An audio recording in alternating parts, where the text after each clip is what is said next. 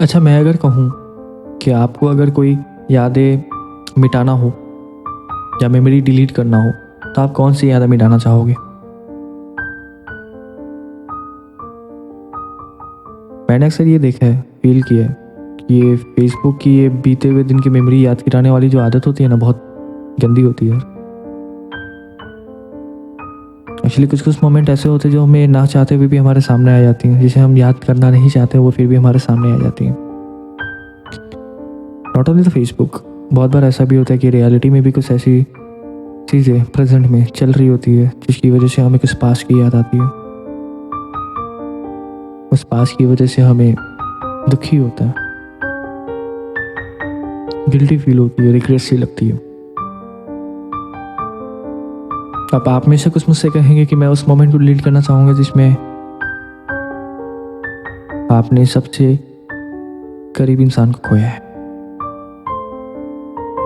कुछ ऐसे भी लोग होंगे जो उस मोमेंट को डिलीट करना चाहेंगे जो अपना सारा इम्पोर्टेंस, सारा टाइम उस इंसान को दिया है, जिसके बदले में कभी कुछ नहीं मिला।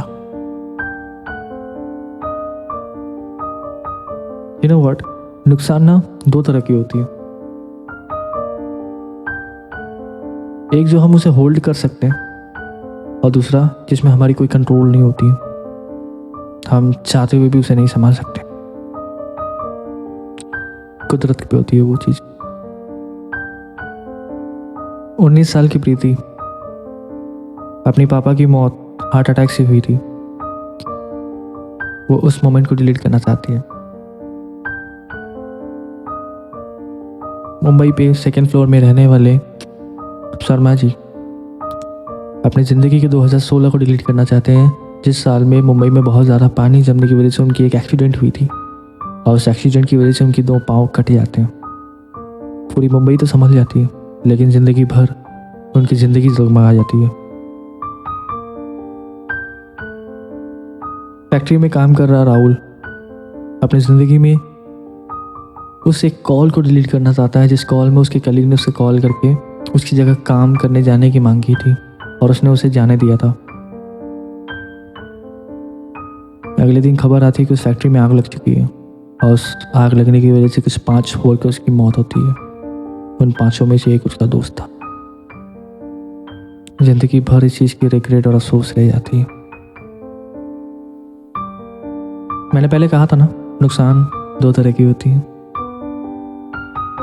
ये कुछ ऐसे नुकसान है जिसपे हमारी कोई कंट्रोल नहीं है, लेकिन इस मोमेंट के गुजरने के बाद ना हमें एहसास होता है कि काश वो चीज़ नहीं हुआ होता।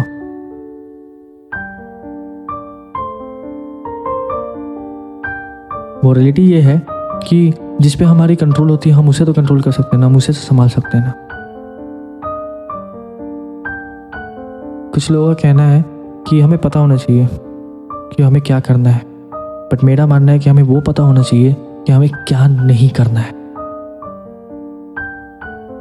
अब आप सब मुझसे पूछेंगे कि मेरी ज़िंदगी में ऐसी कौन सी मोमेंट है जो मैं डिलीट करना चाहूँगा, या फिर कौन सी यादें हैं जो मैं मिटाना चाहूँगा।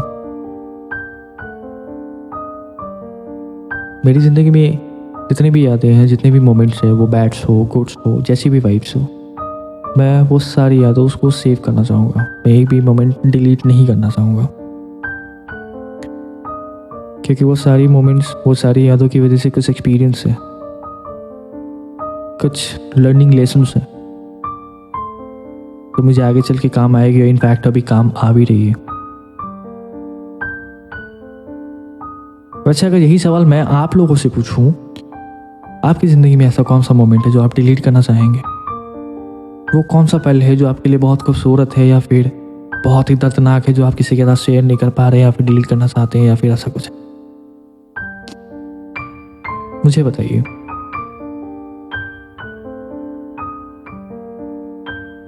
मैंने डिस्क्रिप्शन में एक लिंक दिया हुआ है, उस लिंक पे जाके आप अपनी एज और जेंडर मेंशन करके अपनी कहानी को लिख सकते हैं, जिस मोमेंट के बारे में आप डिस्क्राइब करना चाहते हैं लेकिन किसी के सामने आप कह नहीं पा रहे। फ्रीली होके उस कहानी को वहाँ पे लिखिए। मैं लोगों के सामने लाऊंगा बिना किसी नाम को डिस्क्लोज किए हुए, बिना किसी डेटा को डिस्क्लोज किए हुए। और हाँ, मैं एक नया चैनल लेके आया हूँ जिसमें पॉडकास्टिंग होगा।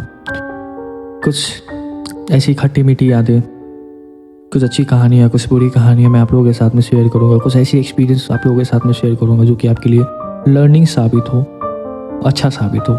कुछ फीलिंग्स आप मेरे साथ भी शेयर कर सकते हैं जो मैं लोगों के सामने ला सकता हूँ। कुछ ऐसी फीलिंग्स जो आप लोगों के सामने डायरेक्टली बता नहीं सकते।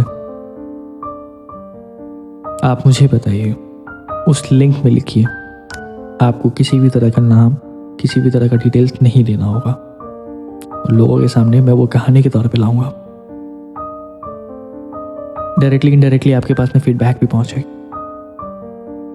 उम्मीद करता हूँ मेरा छोटा सा डिस्क्रिप्शन, छोटा सा कहानी आपको पसंद आया हो।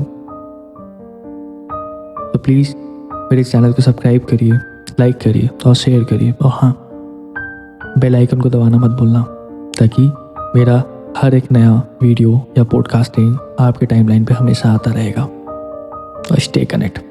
Thank you.